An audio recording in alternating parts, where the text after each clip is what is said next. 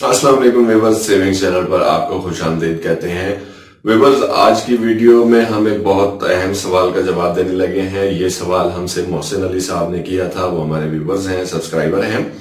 उनका बेसिकली सवाल ये था कि अगर किसी ने बहबूद सेविंग सर्टिफिकेट लिए हुए हैं और किसी भी किस्म की डेथ की सूरत में उस अमाउंट तक रसाई कैसे हासिल किए जाए।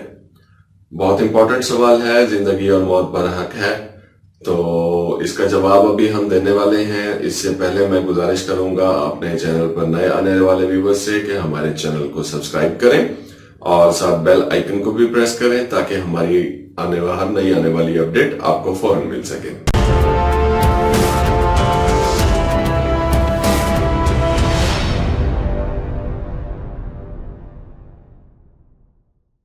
तो जी मोहसिन अली साहब, अभी हम आपको आपके सवाल का जवाब देने वाले हैं। इसके अलावा इसमें बहुत सी और भी वजाहतें हैं जो हम अपने इस जवाब में देने लगे हैं। तो व्यूअर्स, जब आप कौमी बचत में कोई भी शख्स इन्वेस्टमेंट करने के लिए जाता है तो वो एक फॉर्म फिल करता है। फॉर्म फिल करते वक्त एक कॉलम आता है नॉमिनेशन का, वारसान का। तो वारसान में आप लोग उसमें जो वारिस अपना मुकर्रर करते हैं, वारिस आप एक या एक से ज्यादा मुकर्रर कर सकते हैं। उनका आप परसेंटेज उन्हें बता सकते हैं। एक से ज्यादा वारिस होने की सूरत में कि भाई 2 वारिस हैं तो सपोज आप उनको 50-50% कर देते हैं। एक ही वारिस अगर आपने नॉमिनेट किया है तो उसमें आप 100% उसका अमाउंट का जो है वो वारिस उसे मुकर्रर कर देते हैं। तो इसमें भी कुछ कंडीशंस हैं, वो मैं अभी आपको क्लियर करने लगा हूं।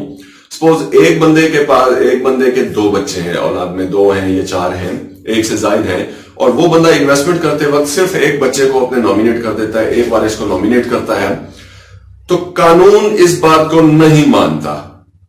उसमें सबसे पहली बात यह आ जाती है कि अगर डेथ हो जाती है ऐसे इन्वेस्टर की और उसका जो नॉमिनेट करदा वारिस है वो चला जाता है सेविंग सेंटर, और वो अपने जो फौत होने वाले हैं उनका डेथ सर्टिफिकेट लेकर जाना होगा उन्हें, और उसके बाद अपना बे फॉर्म या अपना शनाख्ती कार्ड लेकर जाना होगा और उनको अपना प्रूफ साबित करना होगा, प्रूफ देना होगा कि वो वाकई वही जो फौत होने वाले हैं उन्होंने जिस बंदे को नॉमिनेट किया था ये वही शख्स वारिस है जो उनके पास गया हुआ है ना सेंटर में।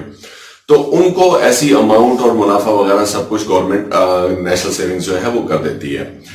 दूसरी कंडीशन आ जाती है कि एक बंदे के 2 बच्चे हैं या 4 बच्चे हैं और उन्होंने एक वारिस मुकर्रर किया था।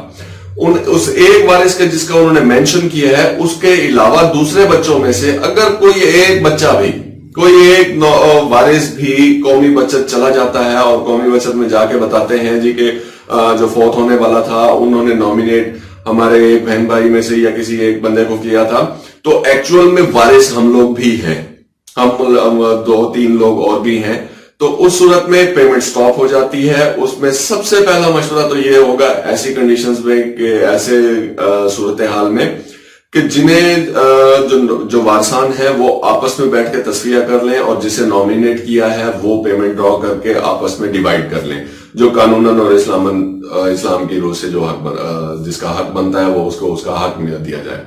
वरना दूसरी सूरत में आपको कोर्ट जाना पड़ेगा। कोर्ट जाकर आपको वहां से सक्सेशन सर्टिफिकेट हासिल करना पड़ेगा। इस प्रोसेस में कम से कम भी 2 से 3 माह लग जाएंगे। सक्सेशन सर्टिफिकेट में कोर्ट तमाम वारसान को उनके हिस्से के मुताबिक, जैसे बेटी है तो उसको 1 हिस्सा मिलता है, बेटा है तो उसको 2 हिस्से मिलते हैं, इस तरीके से वो हिस्से बनाकर वो आपको दे देगी। और फिर वो सक्सेशन सर्टिफिकेट जो है वो आपने कौमी बचत जमा करवाना होगा। कौमी बचत में जमा करवाने के बाद आपको जो कोर्ट ने शेयर बना के दिए होंगे उतनी अमाउंट जो है वो आपको डिवाइड करके दे देंगे। अब दूसरी सूरत आ जाती है कि असल रसाई कैसे की जाए।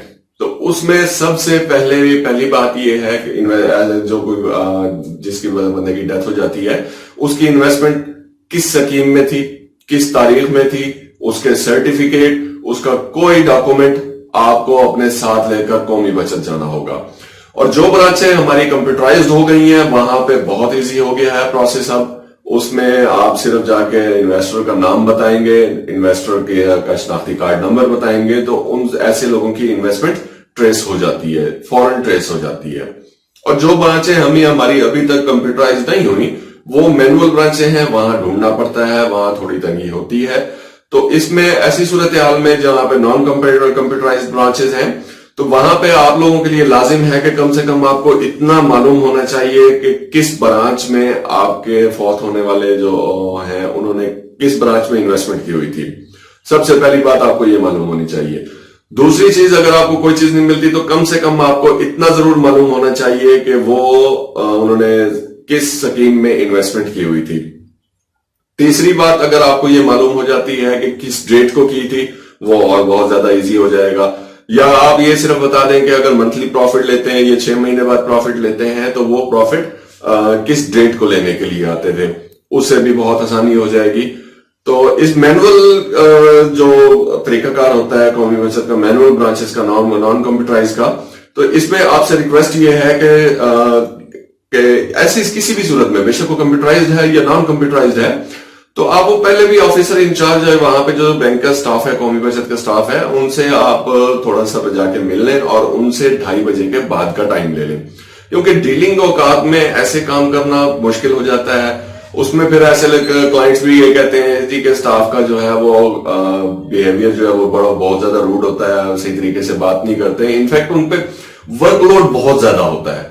इसलिए आपसे रिक्वेस्ट है कि ऐसी किसी भी सूरत हाल में आप लोग ऑफिसर इंचार्ज से जाके मिलें और उनको अपना मसला बताएं और उनसे रिक्वेस्ट करें जी कि इस वक्त आप बिजी हैं, आप हमें 2:30 बजे 3 बजे के बाद का टाइम दे दें, हम उस वक्त आ जाएंगे। इस तरह वो ऑफिसर इंचार्ज भी आपसे कोऑपरेटिव हो जाएंगे कि आप उनकी प्रॉब्लम जो है ना, उनके वर्कलोड को, उनके काम को, उनकी मसरूफियत को आप रियलाइज कर रहे हैं। तो इंशाल्लाह इस तरह वो भी आपसे बहुत जल्दी बहुत अच्छे तरीके से कोऑपरेट करेंगे। तो उसमें जो मैंने आपको बता दिया कि अगर आपने नॉन कंप्यूटराइज्ड ब्रांच है, नॉन कंप्यूटराइज्ड ब्रांच में आपको कम से कम ये जरूर बताना है कि किस स्कीम में आपने जो फौत होने वाला है उन्होंने इसमें इन्वेस्टमेंट की थी, वो भी ट्रेस हो जाती हैं, ट्रेस हो जाएंगी, आपकी रसाई आपकी अमाउंट तक हो जाएगी, ऐसा कोई मसला नहीं होता। लेकिन इसमें थोड़ा सा वक्त लग सकता है। वक्त इस वजह से कि मैनुअल काम है, मैनुअल काम में ढूंढना होता है और फिर वर्कलोड बहुत ज्यादा होता है, स्टाफ बहुत कम है, तो इसमें आपका ये रसाई भी हो जाएगी। तो आई थिंक मैंने आज की वीडियो में इस सवाल का जवाब पूरा कर दिया है। अगर इसके बावजूद अगर आपको कोई सवाल रह गया हो इस मामले में या किसी और मामले में, तो आप हमसे जरूर सवाल पूछिए, हम आपको जवाब देंगे इंशाल्लाह ताला। और एक दफा फिर मैं अपने चैनल पर नए आने वाले व्यूअर्स से गुजारिश करूंगा कि हमारे चैनल को सब्सक्राइब करें ताकि हमारी हर नई आने वाली अपडेट आपको फौरन से मिलती रहे। तो अगली वीडियो आने तक इजाजत दीजिएगा। अल्लाह हाफिज।